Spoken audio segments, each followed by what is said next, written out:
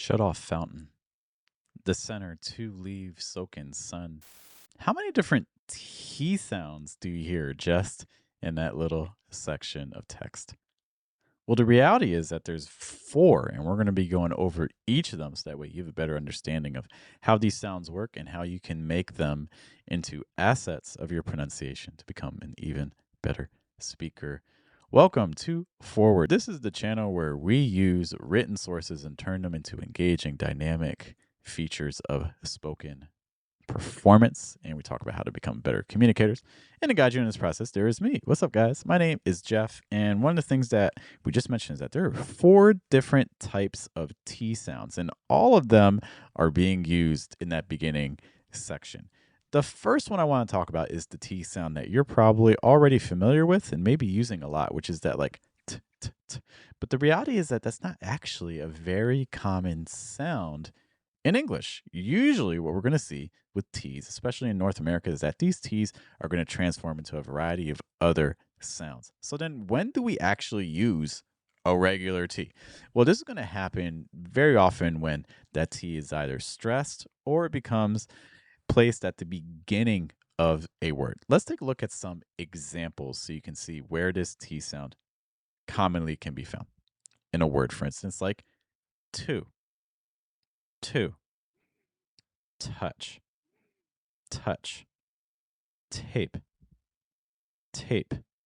I do just want to talk about one other thing. One thing that we mention a lot with pronunciation and communication is a concept called placement. Placement refers to where are you projecting sound from when you talk. And a lot of other languages are projecting from pretty high positions, but in American English, we're projecting pretty low. So when you're making this T sound, you don't want to do like a t, t, t, where like your pronunciation is really here. You're really projecting from your lips or your teeth. We want to project lower, so it's more like a t, t, t. See if you can hear a difference between two, touch, touch, tape, tape. In general, when we especially think of like big picture, like whole sentences and things like that, you want to be at that lower position. It's going to help you achieve a more natural sound, at least in North America.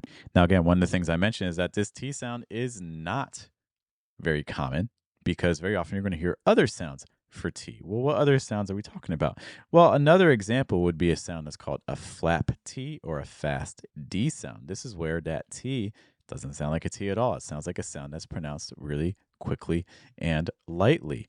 This generally happens when you have a vowel and a T and a vowel. So, for instance, in a word like shut off, shut off. No, I'm not saying shut off. I'm saying shut off. If you're finding that tricky, try to do the vowels first and then try to link them. It's like for shut off, ah. And then we could do shut off, shut off, shut off. It's a very light sound, so it's not it's shut off. How about the phrase, for instance, put in? It's like, put in, put in, put in.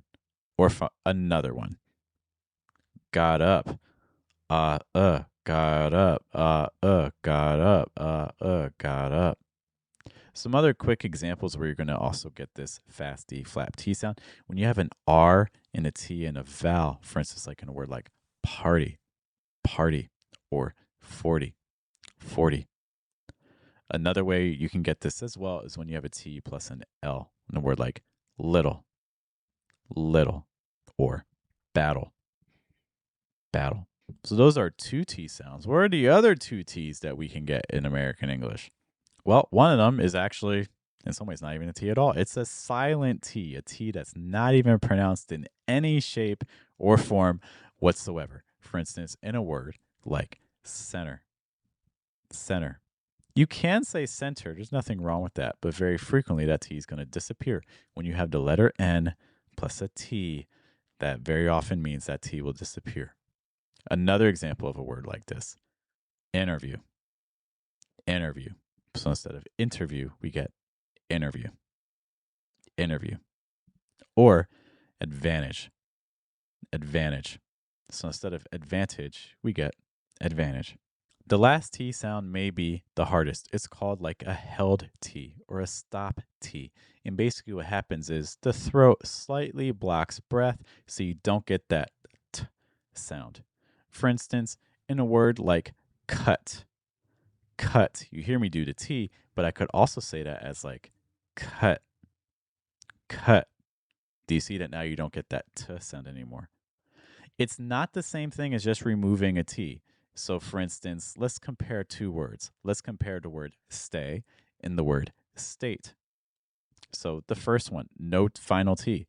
Stay, stay. How about the word state? State. Do you hear the difference between stay, state, stay, state?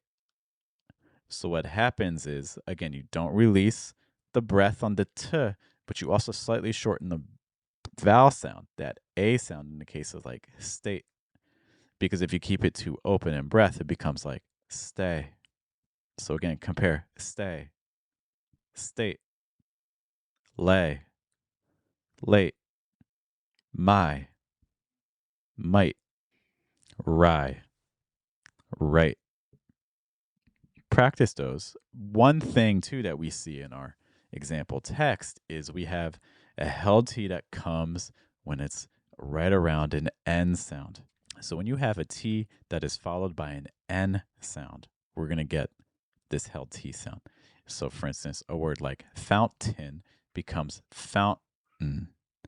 Notice you do the held T, fountain, and then you do the held sound. Fountain, fountain. Another word like cotton, cotton. Or a word like written, written. So again, it's not like fountain or cotton or written or mountain. It becomes fountain, mountain, cotton, written. So now we've gotten all those different T sounds out of the way. Let's look at our sample text. Let's just do all normal T sounds just to show you some comparisons of what this will sound like. So I'm going to pronounce every T like a T. Shut off fountain. The center two leaves. Soak in sun. Now let's do all our different sounds. Shut off fountain. The center two leaves. Soak in sun. Let's do that line by line, true T, and then our T exercises. Shut off fountain. Shut off fountain. Shut off fountain. Shut off fountain. The center two leaves. The center two leaves.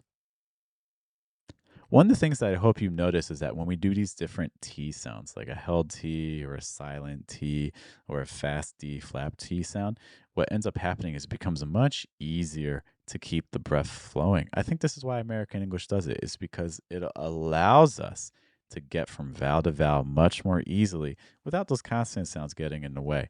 And that's a key component of American English. We want breath to keep flowing. Don't stop it. Keep it moving. So I hope you go back through this, practice all those T sounds. Let me know which one of those do you find to be the most challenging. Is it the held T? Is it the fast D? Is it the silent T? Sometimes even that silent T is really hard because you're so used to saying it for words. You're so used to saying center or like dental or interview, when in reality, again, you're going to very often hear in North America, center, dental, interview. And if you want some more practice, just trying to get from vowel to vowel with those weaker consonant sounds, you may like this video over here.